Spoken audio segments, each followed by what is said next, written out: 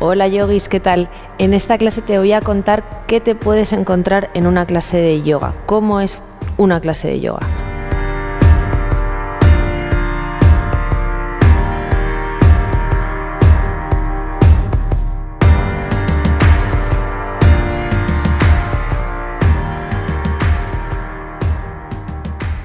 Bueno, pues cuando entramos en una clase de yoga, podemos entrar en un estudio de yoga, podemos entrar en un gimnasio. Lo ideal sería un centro de yoga, un estudio de yoga, ¿no? Y cositas que os vais a encontrar, cositas que hay que tener en cuenta. Bueno, cuando llegamos a la sala de yoga es muy importante ver que vamos a cambiar un poquito de densidad, ¿no? De estar como en una calle con el ajetreo, normalmente tu vida, la paranoia de todos tus problemas y historias y demás, y llegas a un sitio sagrado. Entonces tenemos que tratarlo con mucho respeto. La gente va ahí a conectar consigo mismo, a estar tranquilos, a estar en quietud, y lo ideal sería pues llegar y estar en silencio, tener nuestro mat, nuestra esterilla de yoga y entrar en la clase. Entonces, ¿qué ocurre cuando entramos en una clase? ¿Qué nos vamos a encontrar? Pues como os he explicado en el vídeo anterior, hay un montón de estilos de yoga, entonces es muy importante saber identificar dónde vamos a ir y a qué nos vamos a enfrentar. Entonces, lo normal, lo general, es en una clase de yoga nos vamos a encontrar una estructura, ¿vale? Y la estructura que os voy a explicar ahora va a ser para estilos de yoga como el Hatha Yoga, el Vinyasa, el Ashtanga, el Jivamukti, el Iyengar. Hay otros estilos de yoga como el Kundalini o como yogas más restaurativos en los que esa estructura no va a ser así, pero en general os voy a contar cómo va a ser la estructura de una clase, ¿vale? Cuando llegamos a una clase de yoga, todo el mundo va a estar en su mat, en su esterilla. Es aconsejable llegar 5 o 10 minutos antes por lo menos, mantener silencio y te puedes quedar en la postura de Shavasana, la relajación final, que sería tumbado en tu esterilla, o podríamos esperar sentados, meditando o simplemente sentados en silencio. Cuando empieza la clase llega el profesor y pues saluda. Si es tu primer día de clase, tú le puedes preguntar y le puedes decir, ¿no? Es mi primer día de clase, ¿qué me recomiendas? O dónde me pongo, o las dudas que necesites, se las puedes preguntar a él. Y cuando empiece la clase, suele empezar con un mantra inicial, que puede ser un canto determinado o puede ser con el mantra Om.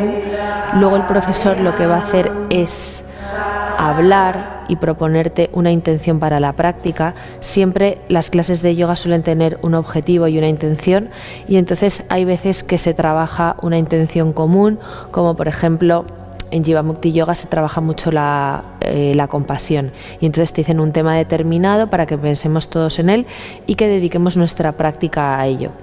O por ejemplo, si queremos hacer, imaginaos que el profesor va a guiar una práctica de extensiones, de aperturas del pecho, pues vamos a trabajar con algo relacionado con abrir nuestro corazón hacia algo que lo tengamos cerrado.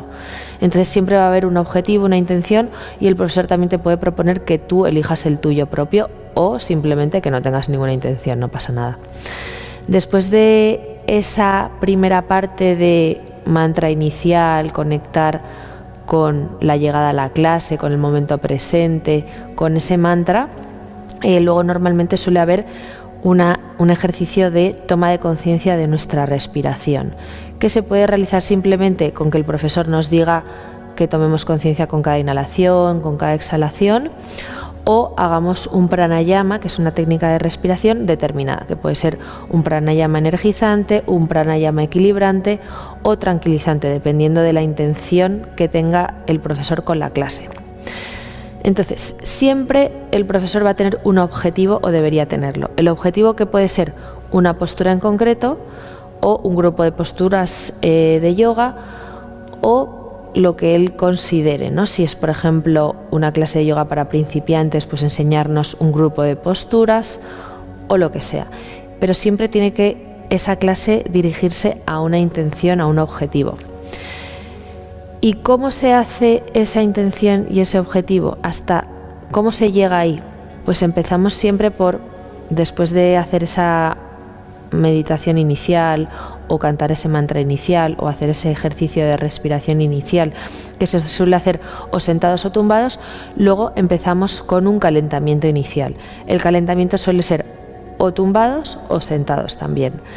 Luego suele hacerse la práctica de saludos al sol. Los saludos al sol empiezan en el principio de la esterilla y son un grupo de posturas que nos permiten también empezar a calentar nuestro cuerpo.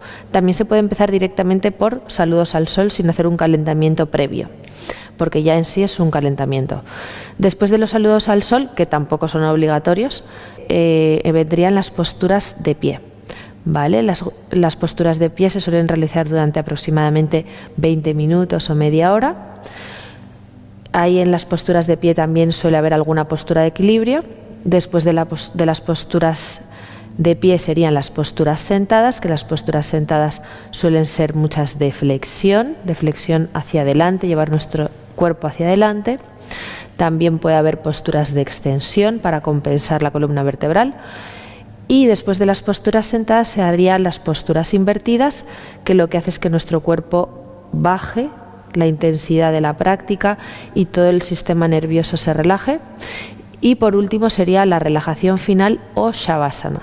Entonces, la clase de yoga en general sería como una campana, ¿no? Que empezamos por algo muy suave, muy relajado, una toma de conciencia. Empezaríamos a subir la intensidad de la práctica con los saludos al sol y ahí ya sería un calentamiento más potente.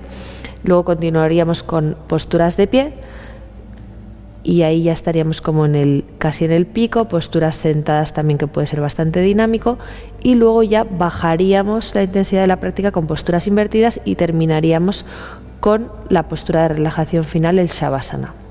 Entonces, como os he dicho, dependiendo del estilo de yoga, os vais a encontrar una cosa, os vais a encontrar otra, pero en general os vais a encontrar esa campana y siempre vais a tener ese objetivo, que aunque el profesor no lo va a decir, vosotros con la práctica lo vais a observar, ¿no? Si a lo mejor nuestra postura final, por ejemplo, es la postura de Urdhva Dhanurasana, postura del puente, vais a ver cómo el profesor va a estar todo el tiempo trabajando la apertura del pecho, la apertura de los hombros, con posturas sentadas, con posturas de pie. Va a hacer medios puentes y va a hacer variantes de la postura más fáciles hasta que lleguemos al objetivo de la postura, que en ese caso sería la postura del puente, y después va a hacer posturas compensatorias, como postura de Paschimottanasana, por ejemplo, que es flexión hacia adelante para compensar esa práctica, y luego ya las posturas invertidas y la relajación final. Por eso siempre una clase de yoga te deja súper relajado, porque independientemente de que haya sido más o menos activa, has trabajado la columna vertebral en todas sus direcciones. Entonces eso hace que te quedes con esa sensación de relajación. Y para terminar os quiero contar esos movimientos de la columna vertebral que nos podemos encontrar y que deberían estar en cada clase de yoga, que son posturas de flexión. Las flexiones es llevar nuestro tronco, nuestro cuerpo hacia adelante, y la flexión se realiza desde las caderas, ¿vale? Siempre con la espalda alargada. Posturas de extensión que se realizarían una vez ya tengamos controladas las posturas de flexión, porque son mucho más exigentes. Las extensiones es llevar nuestro tronco hacia atrás, abrir el pecho, y ahí, por ejemplo, ya solo respirar llevando el tronco hacia atrás es mucho más exigente, no lo solemos hacer. Nosotros estamos acostumbrados a estar todo el rato así, ¿no? Con el ordenador, con el móvil, entonces es fácil ir hacia adelante, pero es más difícil ir hacia atrás. Entonces, flexión, extensión. Luego estarían las inclinaciones laterales, que sería llevar nuestra columna vertebral hacia un lado y hacia el otro lado y estirar los costados.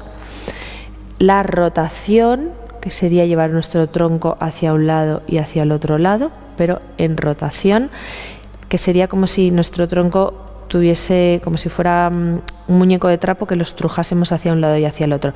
Y eso es súper beneficioso, tanto para los órganos abdominales, que no los solemos mover, como, y así se oxigenan, como para nuestra columna vertebral. Los discos intervertebrales, que se crea más espacio y se oxigenan también.